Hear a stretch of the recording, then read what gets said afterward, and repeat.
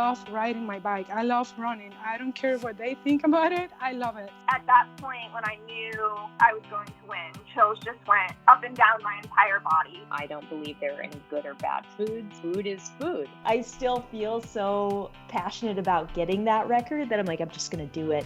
As an athlete, I was like, what's my story, or what's your story? What can you learn from it? And what can you teach people? Welcome to the Iron Women podcast. I'm Alyssa Godesky. I'm here with my co-host, Haley Chura. And Haley, I can see you are back in Bozeman in your regular recording studio for the podcast, but I know you had a big weekend last weekend, not racing, but just as like requiring as much fueling, hydration, preparation, tapering, all of the above for that. And we are going to be diving into some more than usual mailbag questions in our intro talk today. And I'm just going to throw it out there that we definitely had mailbag question that wants to hear all about your experience at the Taylor Swift concert in Nashville, Tennessee. And I want to hear all about it too. So I'm not going to make our listeners even wait for this. Like, let's talk about it. I'm so glad. Thank you to whomever wrote in to the mailbag asking about this, because this is a big life event. There was a lot of racing happening last weekend, but we were not at any of them because I was very lucky to get tickets to the Taylor Swift Eras tour in Nashville. It was an endurance feat getting the tickets. I think I don't remember if I talked about it a lot on here, but I didn't get them the first time, even though I spent like 12 hours on the computer, and just, it was, I think Taylor called it a bear fight, and it felt like a bear fight. Like I got in, it was getting all these error messages, like couldn't buy anything. And it was so demoralizing that I was just like, I remember going for a run that night and I was just like crying, and I was like, I can't even listen to Taylor Swift. I can't even I want to do only unpopular things for the rest of my life.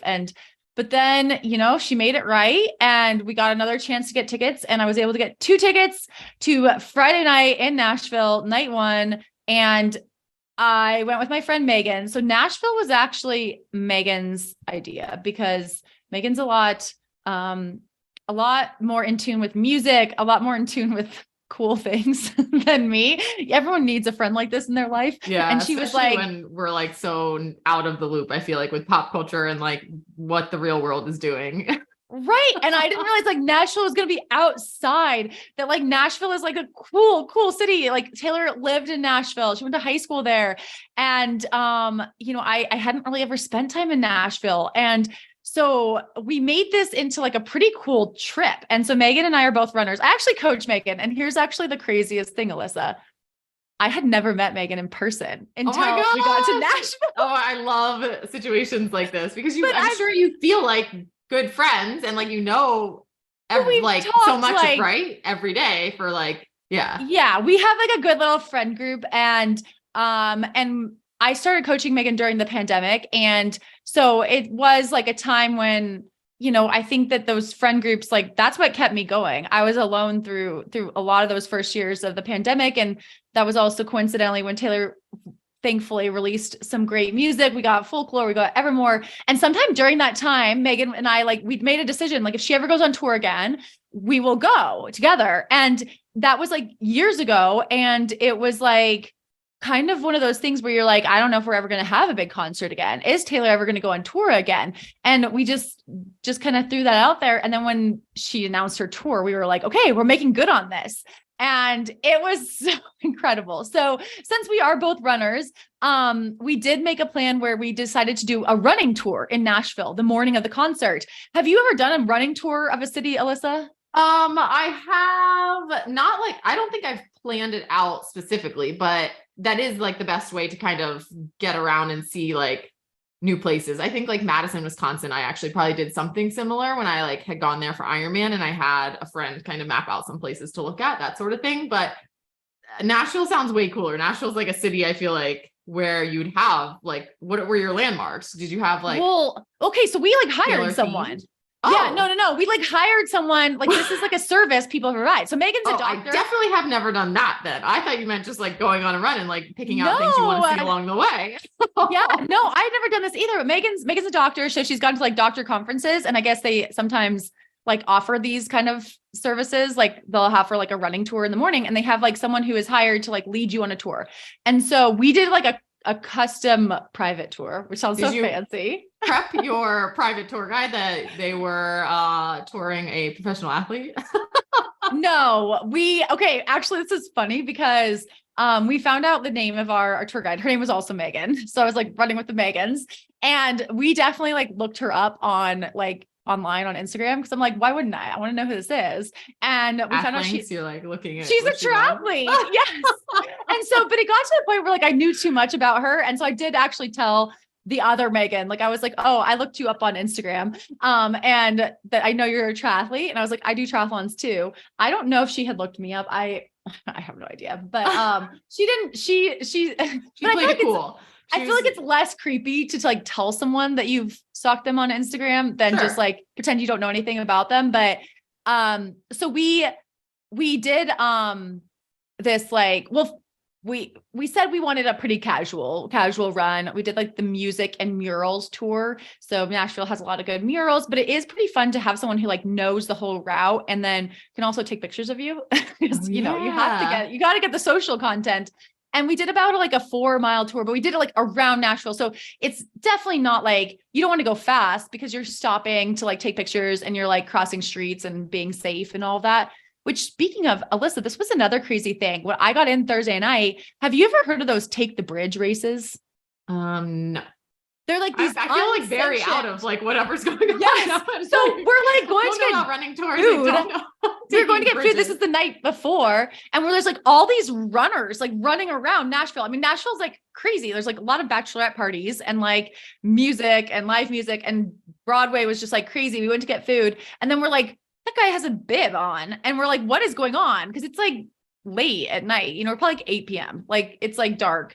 And then they're like, there's another guy and another guy. And we're like, what is this? And they like are just like sprinting, like they're serious, like going hard and just like running all over the place. And we're like, is there a race going on? And so we couldn't quite figure it out, but we looked at trying to look at their bibs, but they're like handwritten. And I was like, maybe this is one of those unsanctioned like a hash run. Or have you ever heard of hash runs? I have done those, but this is a little bit more official. And they were like carrying their phones and definitely like trying to look places, but it was a little chaotic. Cause I was like, please don't get hit by a car. But it was like wild. And so then we talked to our run tour guide, Megan, and she told us that it was Take the Bridge. So I think this is like a series of races, and they're at night in major cities, and they usually involve going over a bridge or two. And so in Nashville, they ran over 2 bridges. I think they had to like go to these checkpoints, and it's just like, you just have to go to these checkpoints. You would love it. It's like a mixture of orienteering and running. Yeah. And running at night. I actually am like, wait, Alyssa, you need to become a professional bridge taker. Yeah. You got to look this up. But, is there prize money? I think there is. I think there might be. I mean, people were like, it was not like people were serious. Like they were not like stopping to chat. Yeah. Which is like, I wonder if it would have been hard to do this like in a city where you don't know it. Like I would have been a little overwhelmed, like having just gotten off a plane in Nashville, and especially because my flight was delayed and being like, I got to run around. Cause I think one of the checkpoints was like the Nike store and then these bridges, which I wouldn't have necessarily known how to get to them. You have to study the maps ahead of time. Yeah. Yeah. But I think our run tour guide, Megan, you know, she had raced it and she said it was really fun. And so, so she told us a little bit about that, which helps, you know, clear our confusion, which is always nice. And then we did get a cool little tour of Nashville. We did not go to the bench in Centennial Park, which I'm sad about that. If I have one complaint, now that I found out since then that the mayor, I think, had like dedicated a bench in Centennial Park to Taylor Swift in honor of her singing about reading in Centennial Park. I'm like, oh, that would have been cool. But, you know, we hit a lot of the landmarks in Nashville, got a good lay of the land, kind of got some of that anxiety out of like, you know, getting our day going, had a good breakfast. And then our second stop, Megan and I, like my friend Megan, we are, you know, we have a little casual book club, and we love Ann Patchett, the author. Oh, I and did see that you went there. Okay. So we went to her, we took like a, you know, ride share up to her bookstore, Parnassus, which is like suburban Nashville. It's like in a strip mall in Nashville. Oh my gosh. But it was like so fun to visit. I mean, I love bookstores. I love Ann Patchett. I feel like there's no way you're the only people that do that. Like they're probably used to people just showing up, right? And like, well, we wanted to meet like Sparky, her dog. We wanted to meet Anne. We did not meet Anne or Sparky. Shoot. There was another dog there. I tried to get a picture of it, didn't quite get it. But we're like videoing and taking pictures in this bookstore. And I mean, they have all the books, Anne Patchett books there autographed. And so I did get a couple copies of books that I didn't have yet. I also pre-ordered her book that's coming out in August, Tom Lake, which you can get an autograph copy. Everyone was so nice. Like every woman in there, like also that was working kind of like looks like Anne Patchett. So you're like, is it Anne? Is it Anne? And Megan and I were just laughing about how like our trip to Nashville, like our priorities, we're seeing, you know, a woman in her like 60s, author, you know, Pulitzer finalist author, not just anyone, right. And, you know, pop star in her 30s, Taylor Swift. So we got one of the two, but yeah, we didn't meet Anne, but we had a magical time at Parnassus. And then, you know, when we were checking out, we did say we were like huge fans. And then we got like free postcards with Sparky on it. Cause I was like, oh, we're so happy you came. And so she gave us these postcards, and that was also magical. So again, I think it pays off sometimes to just be like, yeah, I'm a big fan. Yeah, no, I think that's awesome. I love it.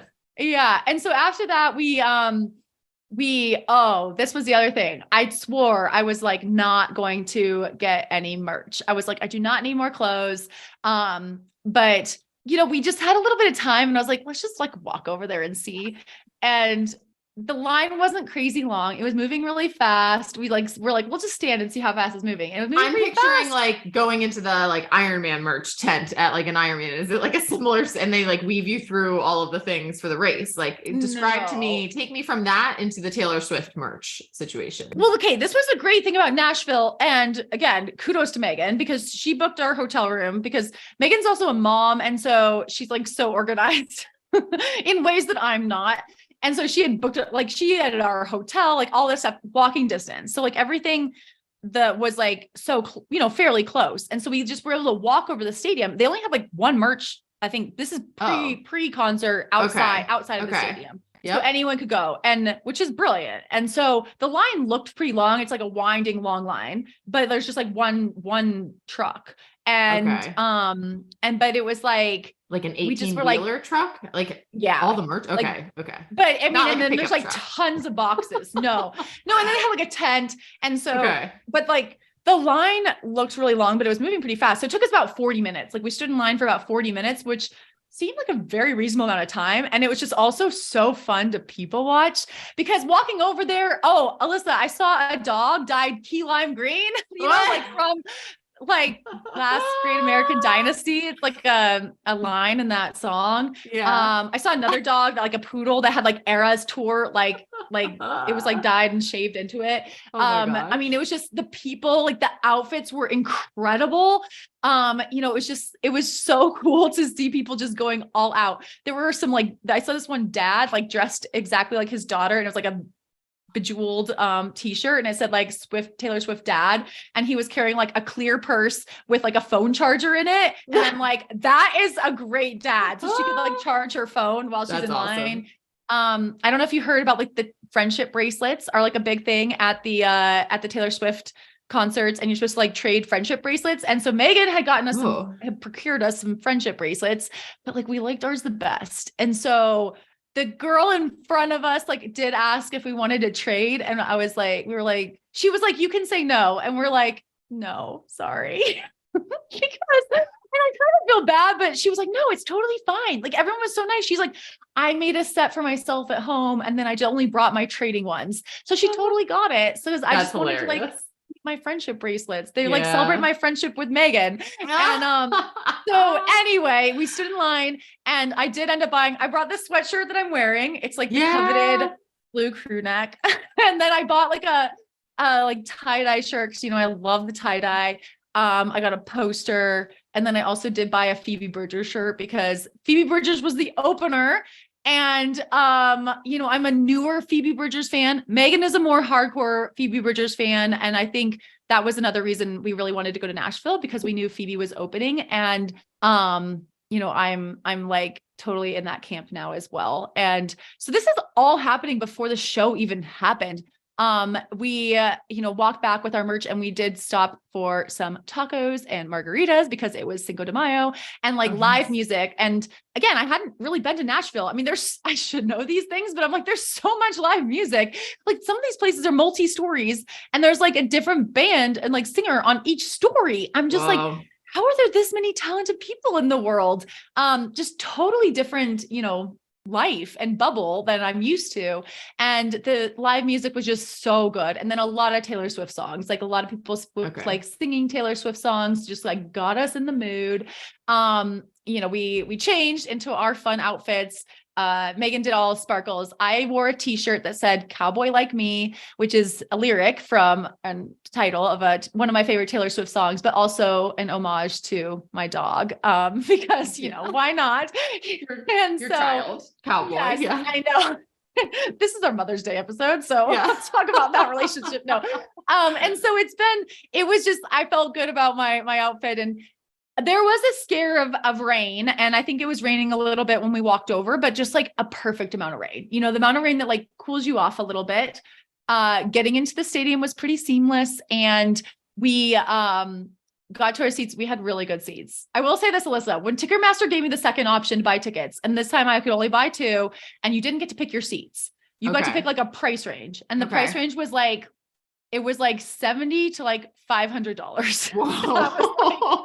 A big price range, but Megan and I were like, YOLO, let's see what happens. Yeah. And then when I got the charge on my credit card, I was like, oh, these better be good seats. And they were. I mean, we were like row 18. So like, dude, that's sick. Yeah. It was amazing, worth every penny.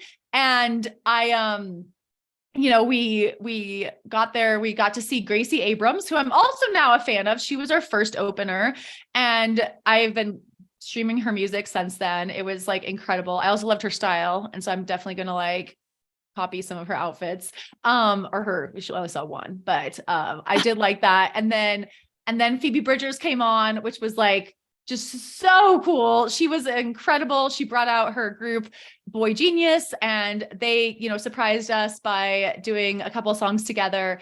And then there was like basically like a very short little intermission. And then Taylor came on, and it was like, oh my gosh. It was just like one of those, like, I had started crying during Gracie Abrams. That's why you need to be hydrated for these things, because it's just like you're like losing a lot of fluids through tears. But it was just the most incredible thing I've ever seen. I echo every single other person I've talked to about this tour. Like, I have no idea how she does it. She played 45 songs, I think. Oh my gosh. Took over 3 hours. It flies by, except you are standing the entire time. You really barely sit down. Everyone was so nice. The woman sitting next to me, was there by herself. It was like her 30th birthday this year, and she just wanted to go. And it was just pretty, it was so cool. People are so nice. Like in the bathrooms, everyone's just like, go ahead, it's fine. And it's just like, what? Like, this is like the weirdest experience, because it's like being in a big crowd. But it's like usually terrifying and like, everyone's like so happy, and everyone's like dressed in sequins and sparkles and just like so kind. And one of the things that I was really hoping for was a duet with Phoebe Bridgers singing Nothing New, which we have talked about on this podcast. I think we featured a little bit, and she did do that the first time. I did see that on Twitter that they did that, and I was so happy for you. Oh, we were like dying. It was so cool. It was so cool. She played, I didn't go into this with like, I had listened to, the set list and all of that. So I kind of knew what I was going to get, but it was still more incredible in person, and just such an incredible show. And then we got the big announcement that Speak Now, Taylor's version, is coming out in July, which is like a special thing that, she announced that. We were like the first to know, followed very quickly by the rest of the world. By the internet. Yeah. But, which was also fun, because I think my sister was following along, and I was trying to take a picture and like send it to her, but then she already knew the news, and like, it takes a little time to get the, when you have that big a group, to get the news out. And so she was already texting me like, you were there, it's coming. So, it's just such a cool message too. I think that's one reason why Taylor Swift's music resonates with so many of us. Like, here she is, like this incredibly successful woman doing things, her own way, and like owning her music, owning that she's success, like owning that she is the boss, that she is the person in charge, and that she's a woman, and, being kind of an example for all of us. And I appreciate that. I think she is such a gift, and her work ethic is incredible as well. I mean, to go out there for 3 nights in a row in the rain, putting on this incredible show. Like, I don't know when she goes to the bathroom. I'm like, what in the world? How does she do this in these outfits and these outfit changes? And like, I was wearing fairly comfortable shoes, but she's like in stilettos. Do you think we can get her on the podcast to ask her that? I would love to, because she's definitely an Iron Woman. Like, that is an endurance feat. I'm like, how do you recover? I mean, I have a lot of questions. Like, how do you fuel? How do you recover?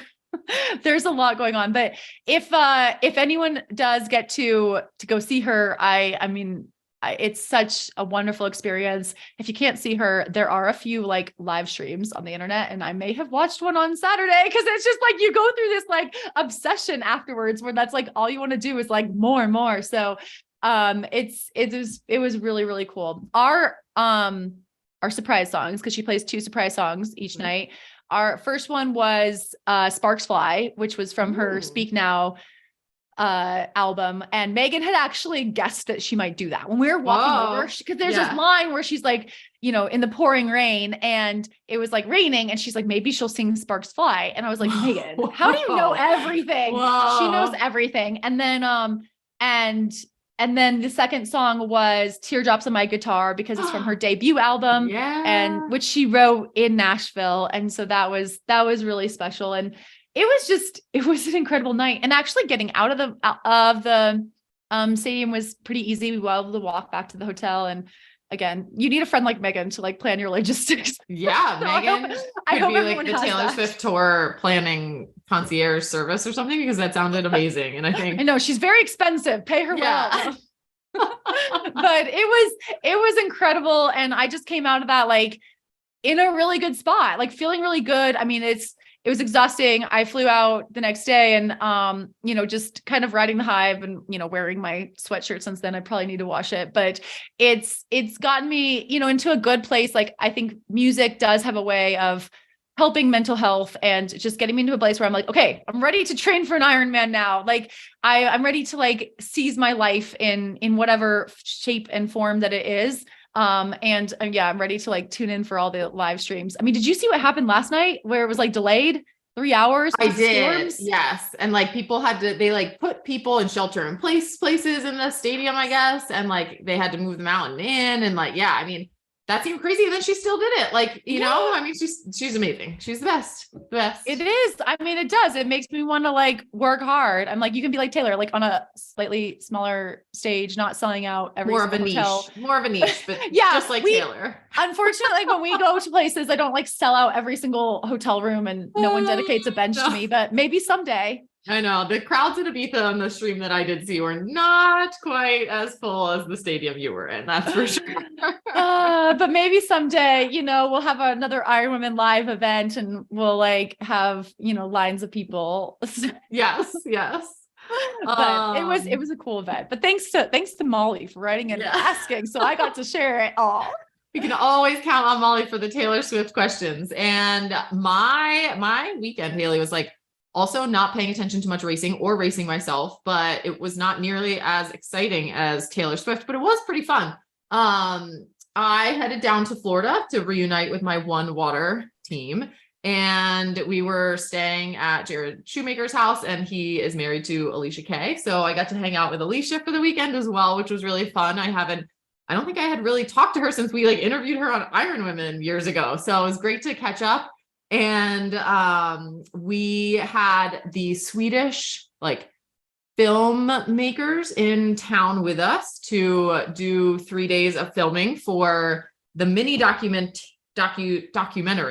After speaking with Swedish people for the whole weekend, my American like pronunciation and accent is like plus 4 hours of sleep last night.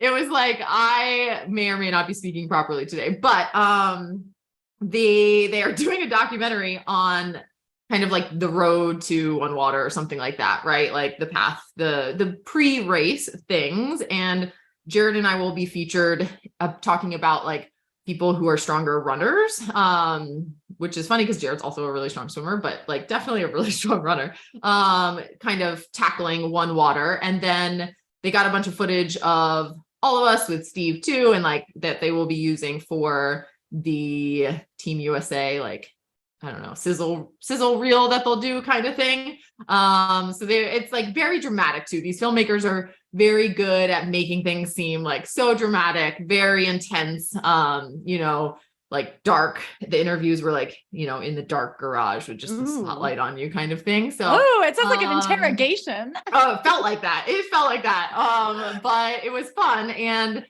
although I don't know if I'm just like getting old or travel is like really hard on my body now, or if it was just the temperature swing going to Florida where it was like 85 and 90 just completely wrecked me. But 3 days of like photo shooting and interviews was really hard for me. And I felt like a bag of bricks. Like, and it's not like I basically my training was to be like just being there and being present for that stuff. And like, I mean, you end up on your feet for like hours and hours every day. And it's actually, I mean, it sounds like such a diva thing to say, but it actually is like exhausting to be kind of, because you're mentally focused for the interview questions. And then, you know, you run, you know how it is. It's like you run back and forth sprinting, right? To make your running look as good as it can, or swimming, right? Like, I mean, it feels like 100 times, like back and forth, back and forth, back and forth. And then you wait while they like take a new lens, get a new angle, do this. And then again. It's like, oh my goodness. Like, let's have you try over here by this tree. Let's have you try to like jump over this turtle we found, right? It's like, oh my goodness. So change your outfit. Like, you have to do that. Oh yeah. Change the outfit. And then like, you know, go back to the outfit you were in 3 shoots ago, because now you want to do this camera thing and blah, blah, blah. And I'm like, oh my goodness. So I definitely had my purse packed with like bonk breaker protein bars and that's it bars and all of that. I was like fueling the days through that. But it was like, I was glad. I think in my younger days, I would have been like, no, I can get up early, Hillary, and train. And like, I'll just knock it out before the 8 a.m., you know, meet up for this. And I was really glad that I did not plan on doing that for this one, because we got in. I mean, honestly, I put my watch on a couple times. I was like, oh, I actually am running quite a bit, like doing all of this, you know? And same with the swimming, like it was totally fine. And now I was able to come home, you know, and even though I didn't have a lot of sleep after getting back from a late flight, like got up, got back to the pool and feel not like completely destroyed from a weekend like that. So maybe I'm learning in my old age here. I don't think it's age. I think this is an important conversation to have, because as like media and content and social media becomes like a bigger part of sports, because you need to be a full-on entertainer, you have to almost think of those things as workouts and plan for them and plan their recovery time. Because I found that with YouTube, you know, my little foray into that, it's the like energy requirements of it are a lot. It's a lot. And I think that I've had a couple athletes I've coached that have had to do photo shoots or panels, and you just have to definitely take that into account. And almost, you know, like you would a workout, because it does take a lot out of you. Yeah, it really, I mean, it was surprising. Like I said, I was kind of like, by the end of the day on Saturday, they were like, okay, the last shot of the day, the drone's going to go up and you guys just run up this one hill in Florida, like the only hill in Florida, and just keep going until you're out of sight. And I'm like looking at that, I'm like, oh my God, that's like a half a mile away. I am so exhausted. I'm like, Hans, my blood sugar is dropping. So I really hope this is really the last one, you know, but like, I mean, they flew over from Sweden. Like, I'm not going to, you know, be complaining, and I'm trying to be like the best I can be for them. But it was out of my comfort zone, but it was fun. And Haley, I don't know if you can see, I got fake eyelashes because I knew the camera was going to be like in my face. So I treated myself, because I've always wanted to see what I would look like with fake eyelashes. And so I did them. And so now, is this going to be a regular thing now? Did you? I mean, I do really like them actually. And do they hit your like goggles? Not as much as I would have thought. I mean, I'm sure it depends on what kind of goggles and like what length lash they use or whatever, but actually it seems okay. The hardest thing I have found is not rubbing my eyes, like when you wake up and things like that. Like, you really can't do that, because they'll just like, that will kind of hurt their longevity. But then sleeping is also kind of hard. You have to kind of move, or, you know, you can't like smush your face into the pillow kind of thing when you're like tossing and turning, which I'm becoming to realize I'm like a pillow smusher or something with my face. I like gently now have to like lay my head down to sleep, but I think it like also makes me feel more put together. Cause I'm not someone who ever wears makeup or anything. And so it is kind of nice to like pop on Zoom and be like, oh, it looks like I like did something to myself today. Right. So, you know, for now it's a fun little thing, but we'll see. You do look very put together for 4 hours of sleep. When are we going to get to see this? Because I think that that's something like, I know that when I've done things like this and I'm like you, I mean, we're kind of a little bit more ready for media obligations than most, I think, because we talk every single week on Iron Women. We interview a lot of people, and I'm always shocked by how tired I am from filming. And I'm always like, I'm never doing this again. And then I like see the finished content and it's so good. And I'm so glad I have that. And I'm like, okay, it's worth it. So when do we get to see yours? Do you have a timeline? I don't have a timeline, but I mean, it's not going to be too long, I don't think, because they're planning to put 7 episodes out by August, right? Dang. The race. So we should be, I would say in the next month, hopefully we start to see some of it, but I don't have the hard timeline on that, but they got a lot of content. So yeah. Is there anything that you really hope makes the cut? Like anything that was just like really cool? There was like a funny thing, cause you know, you're just like talking and like, you know, and I was like, and I've done this and this. And then I was like, I've done many of these things or something. And then I stopped myself. I was like, I've really only done 2. So like, I probably shouldn't say many. And he goes, and the guy like, you know, he's like, no, lying is good for this. And I'm like, oh God. So that's definitely going in there. Right. But no, I think actually this was cool, but this won't be in there. But, they took us to, you know, Alicia and Jared had brainstormed some good locations. And one of the swimming locations was Alexander Springs outside of Clermont. And they were telling me, they were like, just so you know, like there are gators, like alligators around, but like crocodiles are what you need to worry about. Alligators are not aggressive, but they could be around in this spring. Like you'll see baby ones and it's like, you know, it just kind of happens. But like, we've only seen baby ones, never a big one. Totally fine. It's what, right. You'll be fine, but just keep an eye out. So we get to the spring and I'm like dying, Haley. I'm like, oh my gosh. Cause there's like, first of all, there was like, you know, seagrass or whatever, like normal water things on the ground. So like, Lord knows what kind of alligators are like in the seagrass. Right. And then there's like some algae around and it's like plenty of places for gators to hide. So anyway, I finally, you know, I'm just like not going anywhere that like is on the peripheral of the like spring circle. Right. I'm just like kind of staying in central around any other humans like that. And then the camera guy is like, oh, Alicia, he called me Alicia the whole weekend. And it was like, Alicia, go out to the seagrass and like swim towards me. And I was like, okay. So, you know, I was just like, and I get up because it was all pretty shallow. And I stand and I look around and Alicia is looking at me and she's like, gator, like pointing behind me going, alligator. And Haley, I almost pooped my pants because I was like, I don't know how serious this is, but like her. Wait, so you're in the water? I'm in the water with like sea grass, like right behind me. Like I had swum to the like edge, right? But it's like ferns and like grass or whatever. And I'm like, did you see the gator? No. Well, I like turned and looked and didn't see it. So I'm like, oh my God, it's like, its mouth is open and it's getting ready to chomp me. So I like had this moment of like, is it faster if I run or swim? Because the whole thing was like pretty shallow-ish, right? Like at times. And I started sprinting like through the water, which is like not fast. Like this was, I mean, neither option was going to outswim or outrun a gator if he was truly after me. And I just started sprinting and I'm like, whoa. And I finally like get up and take a breath and I look and it was really, I would say it was like 15 meters from me at the closest, which is like close for my first alligator encounter, you know? And it's like 1 second in gator swimming. Yes, exactly. And so it starts coming out towards these people. So it was like quite a crowded spring. There was like scuba classes going on, like people just playing, whatever. And it starts going out, like crossing the spring and people are just like not worried about it. It was wild. The scuba classes were just like not moving. We're like, there's this giant man-eating reptile like coming at you and it's doing just what alligators do, like, you know, like looking, you know, like with their eyes. and it dove down, and like Alicia had the GoPro. So she was kind of like going at it. She got much closer than I would have ever gotten, but she wanted to get a little bit on film, and it like sat on the bottom for a while. It was crazy.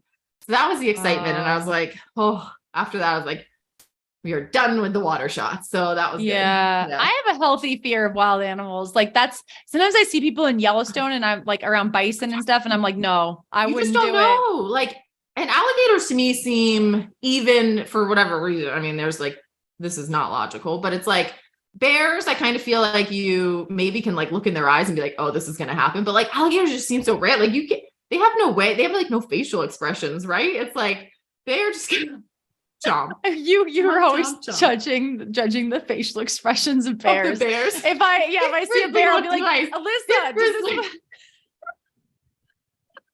but yes, no, I think having a healthy fear. Smiling. Yeah. Staying sad. Staying away from all the wild animals is usually a good plan. That's why we have our domesticated ones in our homes. Yeah. But well, it sounds like a really good adventure, and I can't wait to see the footage. So definitely keep us posted when that's out. I will. I definitely will. And without further ado, this has been a really successful catch up. I mean, Haley and Alyssa episode today, but don't worry, listeners, we have much more in store for you. So let's jump into the mailbag. And whoosh, okay, we're in it, Haley. And we have a few questions that we are going to answer today. So the first of all, you can keep sending questions to ironwomenpodcast@gmail.com.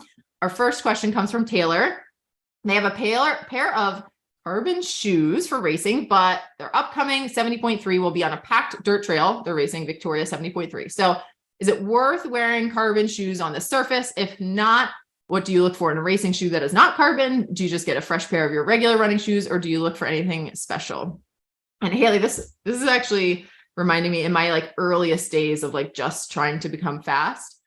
I used to run in trainers, and then I would keep my really old trainers when they were like barely, like thinnest at their thinnest. And I'd be like, oh, now they're racing flats. Those are like definitely before the days of super carbon shoes. Yes. Yeah. And like extra foam, and before Hoka was invented. Yes.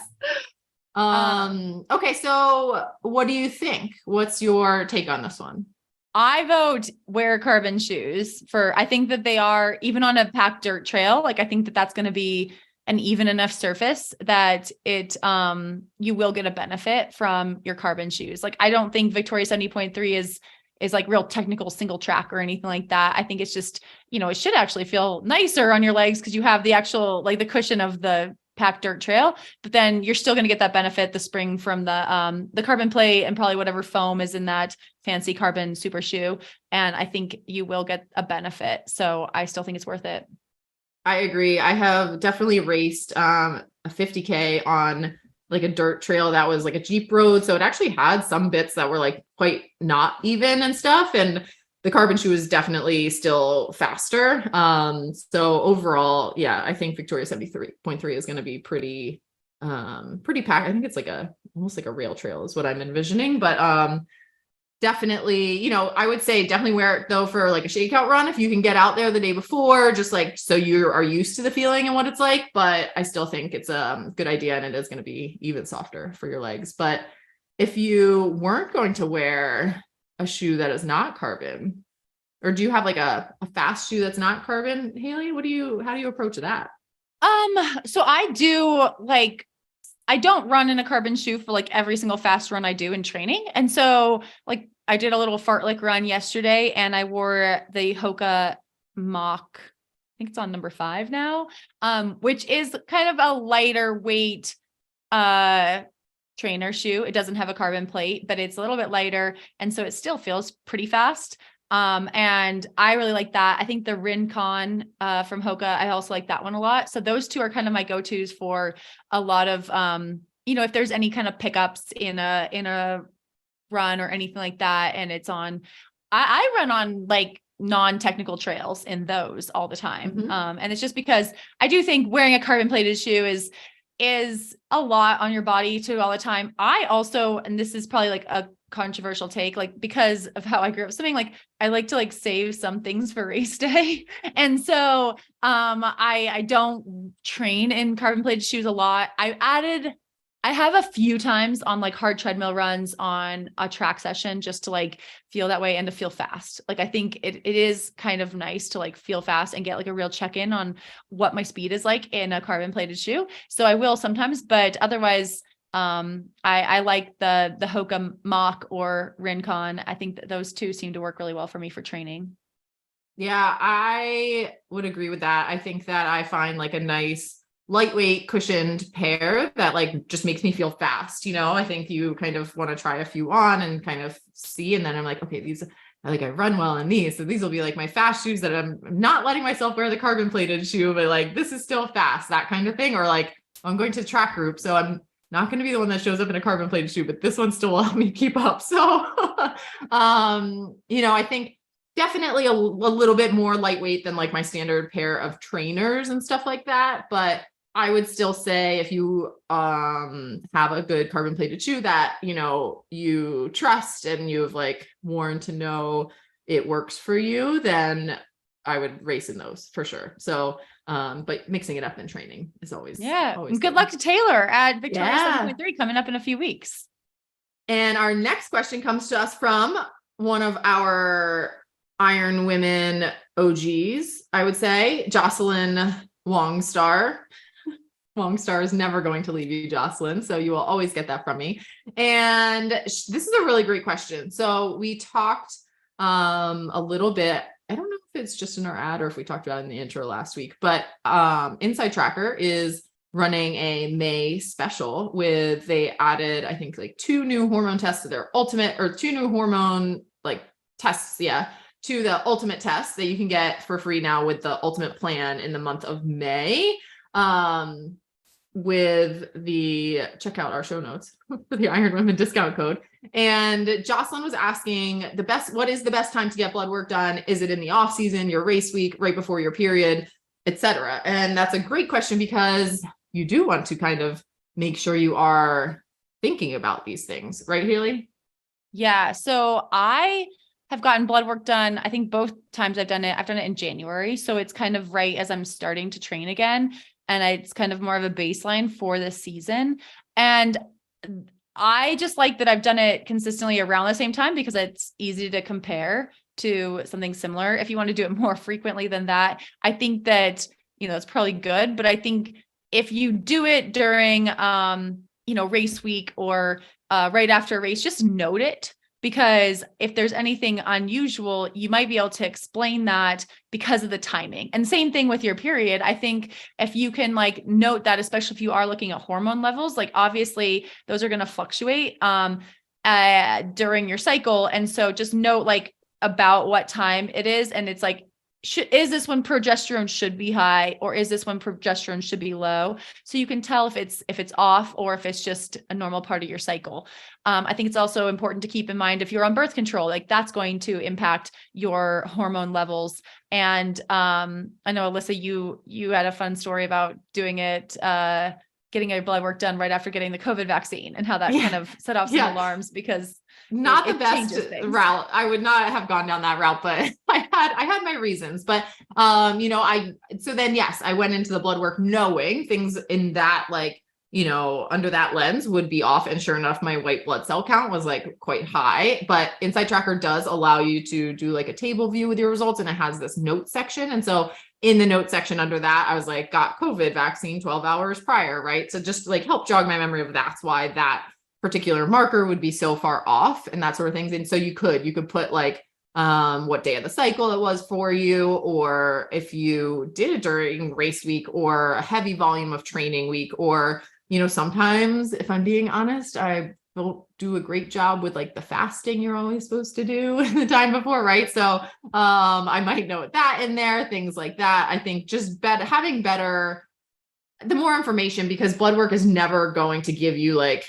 a complete 100% story of it all, and having just kind of more details will help you as you work with your doctor to figure out, what things look like, I think. Yeah, but great question. And I mean, definitely something to talk to yourself about, talk to your doctor about, right? And just note those things in case anything does seem unusual. You can kind of work your way through it before you get too concerned about anything. And one other point I did want to make is like the best there. I don't think there is a best time. Like Jocelyn, you're a mom, you're like, your life is busy, right? Just like do it when you can make it work and then go from there. Like, I think I've definitely gotten caught into the cycle of like, oh, we'll just try and find the perfect time and blah, blah, blah. And everyone's lives are busy right now. So like, get it done. Don't skip it because it is very important. So that's like priority, I think, above anything else. Yeah. But thank you for the question. And I think we have one more, right? We have a question from Sarah. Yeah. So Sarah wrote in and she is racing her first super sprint coming up, I think this coming weekend. And she's so nervous. So she's looking for tips for a complete beginner. And this is so exciting. I love the fact, Sarah, that you are taking on your first triathlon. And I think that I'll start and just say my first tip. I'll give you two. My first tip is for a super sprint. It will probably be over before you know it. So don't be afraid to push yourself, because I think it will, it goes by faster than you ever think, even though you're probably sitting there being like, oh my gosh, how am I going to tackle this entire thing? Right. So don't be afraid to go and just enjoy it. And if you're feeling good, push hard and go, because it is going to be over before you know it. My second one is, I think probably stolen from Chrissy Wellington or something. I think she always would tell people you have to smile, right? And smiling helps you. Remember to have fun. You are out there. You only get to do your first triathlon once. And so you do as much as I'm saying, you can go hard and it's going to be over soon, but also take the time to be man, I'm awesome. I'm doing my first triathlon. This is a really cool moment in my life. And don't worry about being nervous, because even people whose 50th triathlon, race nerves are a good thing. So, I think those are some great totally tips. Normal. And I would just add that our interview this week with Jackie Yost, I actually asked her basically this exact question. So you got to listen to the interview and hear about Jackie's tips, because I think that's a good one. But Sarah, have a great time. Best of luck. And, maybe write in and let us know how it goes. And again, we'll jump out of the mailbag now, but people can keep sending questions to ironwomenpodcast@gmail.com. And Haley, Jackie Yost, tell us who she is. Yeah. So Jackie Yost is 94 years old. She's a triathlon legend. She's a proud inductee of USAT's Florida Region Hall of Fame. And I was lucky enough to sit down and record a short conversation with her on site in Larryland, which is what she calls her house in Treasure Island, Florida. It's named for her late husband, Larry Yost.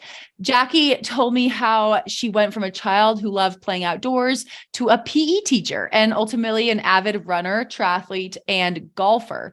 So Jackie raced her first triathlon in 1993 at the St. Anthony's Meek and Mighty Super Sprint with Larry and her daughter, Joy. Jackie talks about her relationship with her family and what it was like to race together, which she and Larry did into their 90s. Larry passed away last year, and Jackie now prefers to support and cheer for the competitors, who often include her children and her granddaughter. And we thought this was a perfect conversation to release as part of Feisty Media's Mother's Day week. So we'll have my conversation with Jackie right after the break. Jackie, welcome to the Iron Women podcast. Thank you very much. I'm very, very impressed. Is this your first podcast ever? Probably so. I've had a few other chances once or twice, but not many. Well, we're always honored to be someone's first ever podcast interview, but... a podcast, yes. I have not done this one. You've done a lot of interviews. I'm surrounded by some of your newspaper articles, and I've done a little research on you. I would love to start by talking about what we just did. Can you talk about the significance of the swim, the Friday swim with the Mad Dogs? It's something we've been doing throughout our years since we belonged, because we opened up our house and we found out everybody needed a cup of coffee. So we decided we'd have the coffee, and it has just grown from that. I mean, you're hosting quite the party here today. Oh, every Friday morning. Can you talk about where we are? We're in Treasure Island. You've lived here. Your children live around you now. Can you just talk about the significance of this area? This is called Larryland. Larry Land. I love that. We've owned it so many years, and after we retired, we came down here, and we were runners at that time. And so a couple of the Mad Dogs invited us to come join. And we can't do a triathlon. Oh, yes, you can. So we did Meek and Mighty. And so after we did Meek and Mighty, we said, we're going to do the whole things. So that's when we started. And of course, Florida, at first we had so many triathlons here, and we were the first. And so we always kept saying, St. Anthony's is the first of the year. Well, we can't claim that anymore. I know that this morning I was a little worried about the weather. I texted your daughter Joy. I was like, is this swim still happening? And she was, yes, of course, rain or shine, the Mad Dogs will be out there. And that is what happened, right? That's exactly right. 8:00 we go. Yes. And so tell me about how you got into triathlon. You mentioned that first race, the Meek and Mighty, yes, at St. Anthony's. That was in 1993, 30 years ago. That's exactly right. Can you believe it's been 30 years? Hardly, and I realized that the Mad Dogs really got started 30 years. This is their 30th anniversary. And so I started to think, oh my gosh, yes. So that's when we did it. Yeah, and that first race in 1993, you raced with your husband Larry and your daughter Joy, right? Yes. What was that like to race with your whole family? Well, we didn't know what we were going to do. We just said, well, we have to listen to see what's going to happen. Well, it was so much fun. And the thing about it is that we all won first place. Well, what else can you do? You got to do more. That's pretty great. All three of you won first place. And had no idea what we were doing. Yes. And so when I was coming out for this swim and to meet you, I was emailing with Joy, and she said that you and Larry were just such, I think she called you tremendous role models for her and her siblings, because you were active, you're outgoing, you were really warm to your community. Do you feel like you've worked hard to be a role model? No, it just happened. It just happened? How does it feel to have your daughter It's rather surprising, really. Yeah. I mean, it's pretty cool to have your daughter talk about you like that to strangers. That's right. Well, actually, I have to go back. In my childhood, I loved being outdoors. And so I was in high school, and we had a PE teacher to come from the University of North Carolina, which was known as Women's College of the University of North Carolina, WCUNC. And so she came to talk to us. I thought, I'm going to be a PE teacher. So that's what I did. I did PE, so I got my certification. I got teach to do rec. It was really health, physical education, and recreation. That was the degree. And so I've just always been in sports. And when Larry was working, I was playing. What kind of play? Golf. Golf, all right. I love the game of golf. Do you still play? I haven't in the last year, but yes, I still play. Okay. I love it. And so somewhere along the line, you added triathlon and running. Well, running, and then actually, triathlons came before I got to play all the golf I liked. Oh, really? Okay. So, do you think triathlon helps your golf game? I think everything does. It's all tied together: physical education and sports. And I loved everything. And my husband was a swimmer. He swam for NC State. And so when we got together, and then as we his job increased, and we would move from one place to the next, but we got to run. And then we came here and met the Mad Dogs. And so after that, we just did that. And we didn't just do one or two. We did about one every weekend, because Florida at that time had more triathlons than most other states. And then all the other states realized, let's get busy. So we had so many triathlons down here, so we didn't have to go far. Did you ever travel far and go to any races? Well, we did go to Switzerland. Oh, how was that? We got there. My husband had a little unfortunate incident to happen, so we didn't get to go. We had to come home. But we were so excited about going. And we just done everything that we like to do. We didn't quite make it to the start line of the race? No. I didn't race if he didn't race. Do you have a favorite race? St. Anthony's. We always look forward to that. What's so special about St. Anthony's? It's just because we were always first in for so many years, and it was the first one to come up. So you started practicing and working on it as you did go along. So it was just one of those things. Was there any year in particular that was especially memorable at St. Anthony's? I know that my children have done it with me, and my granddaughter has done it with me. My children all live around me.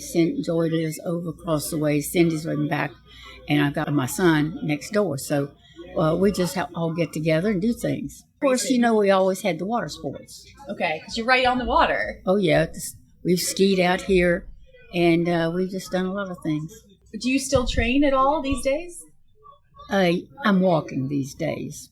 One of the reasons I'm here is because of my connection to Molly Hayes, who was a legend in the Montana triathlon scene, the local, or I guess even the national triathlon scene. And when I interviewed her a few years ago, she talked about you and your relationship, and also just the relationship with all the women in the 80 and 90-year-old age groups. Can you talk about that, about some of your competitors? I think I met Molly the first time in Shreveport. We were doing the nationals there, and there was Molly. And of course, the water was not really very good that year, and so we had to do it in a lake. And we realized that once you got out there, you had to walk in the mud to get in and get up back on land. But that's where I first met Molly. Yeah, and then she ended up coming out here to St. Anthony's several times and joining for the swim. Oh, yes. We had fully expected her to be this year. I mean, I feel like I'm here a little bit in her place, which is an honor for me. I know. But what about the other women in your age group, in the 90-year-old age group? I mean, Sister Madonna. Yeah, so you know each other. You all know each other. Well, the one good thing is that I'm a year older than Sister, so in age difference, it was always that little extra edge. Did you like it when you aged up and you got to open up a new age group? Oh, yes. Yes. Are you at 94 right now? Yes. Okay, so you're racing at 94 this year? If I were racing. Would you ever enter like a running race in 95 just to get into that next age group? I don't know. We've always done most of the races around here, but as I say, I have not done one lately. Larry became very, very ill, and so at that point in time, I did not do anything if he could not be there. And so it was more or less, I don't want to say I was a caregiver, but I was with him every step of the way. And it would feel wrong to start a race without him. No, I would not do that. You two sound like you had a really special relationship, special connection, and special connection to the triathlon community. He was always there. I was always there. So it was a camaraderie. But your children are still carrying it on? Oh, thank goodness. And my granddaughter is coming tonight, and she's going to do this race, maybe. All right. And so she has done it. As I say, all three of my children have done this, and we've all done it together, so it's been fun. Yeah, and I was reading a Tampa Bay Times article, and I think you were quoted as, being really influential in getting a lot of women in the area involved in triathlon. So is that something where you were actively encouraging women to sign up for races? No, you just made friends. Made friends, or maybe they saw you out there. Has anyone seen you out there and been like, okay, if Jackie's doing this, I can do it? Oh, yes, I've heard that. Yeah. Behind my back. Behind your back? Have you heard it from anyone maybe in their 70s or 80s doing their first triathlon and they know they can do it? Yes, because through our club, we get to meet a lot of people. Uh-huh. And, of course, to be in the club, that you have to do a triathlon, whether it's a Meek and Mighty or whether it's just St. Anthony's. How does that make you feel when someone says that you inspired them to do their first triathlon? I just have to smile. I don't really have anything else to say. Do you have any advice for anyone racing at any triathlon for the first time? Or I remember the time that when my granddaughter was down here and she was going to do the swim. Uh-huh. And she's quite a good swimmer. And she looked at there. She said, I don't know if I can do this. I said, you're here. When that gun goes off, you go. We were talking earlier about your motto. Can you share your motto Yes, with our listeners? it's you show up, you go when the gun goes, and you finish. Show, go, and finish. Those are the wise words of Jackie Yost. Thank you so much for joining me today. I really appreciate it. Thanks for opening your home and sharing your swim with me. And I look forward to racing in the path that you have blazed. Well, we look forward to it. This is a wonderful time of the year. It's fun.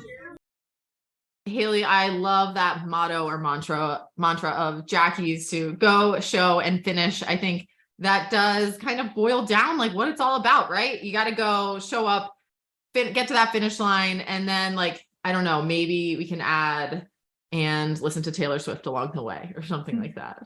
Yes, that makes the going and showing even more fun. But great mantra for triathlon and for life. Great words of wisdom from Jackie. Such a treasure in our sport. I'm so thankful for the sport and the people that it has brought into my life, including Jackie and Joy and Cindy and her whole family. It was such a treat to meet them and the rest of the Mad Dogs. I mean, they are a very special group and remind me what makes this sport so cool. So I'm thankful that they, let me join for that very choppy swim. All right, Haley. Well, we weren't racing, but I think we both need a little bit of recovery time this week. So I hope you recover well and get back into training. And thank you for sharing the Taylor Swift love for those of us who could not make it to Nashville. That sounded like such a special experience. Yeah. And you recover well from your movie star experience. Can't wait to see it all happen. And can't wait for your one water race. I mean, August is going to be here before you know it. So get some sleep and I'll talk to you next week. Bye, Haley. You've been listening to the Iron Women podcast hosted by Haley Chura and Alyssa Godesky. Iron Women is a production of Feisty Media and is edited by Lydia Russell and produced by Ella Natishan. Head to livefeisty.com to find more podcasts, stories, and fresh perspectives. Thanks for listening.